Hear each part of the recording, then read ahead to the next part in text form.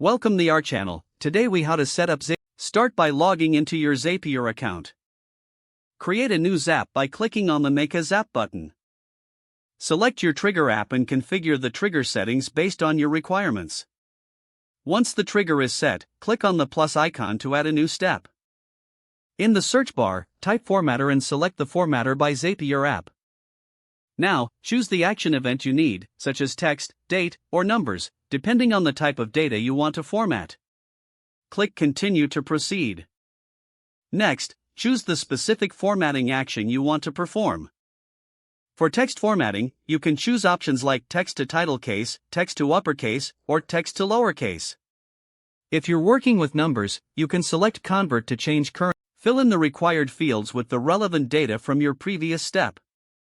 Click on the drop-down menu to use the relevant data from your trigger app. After inputting the necessary data, click Continue to test your formatter step. Zapier will automatically run a test based on the inputs you've provided. Review the results to ensure your data was formatted correctly. Once satisfied with the output, click on Done Editing. Proceed to add another step, if needed, to send the clean data to your preferred destination app. Select the app where you want to export the clean data. Map the formatted data fields to the corresponding fields in the destination app. Once all mappings are completed, click Continue. Test this step to confirm the clean data exports successfully to the chosen app.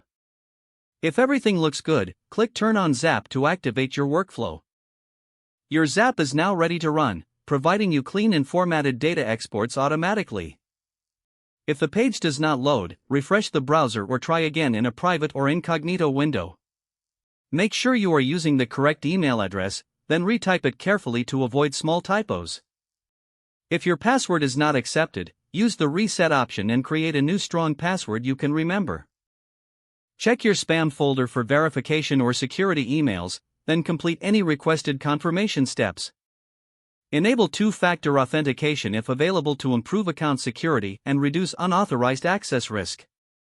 After signing in, review your profile details so your contact information and settings are accurate and current. If you see an error message, note it down. Log out when you finish, especially on shared devices, to keep your account and payment information secure. Don't forget to like this video and subscribe to our channel for more step-by-step tech guides.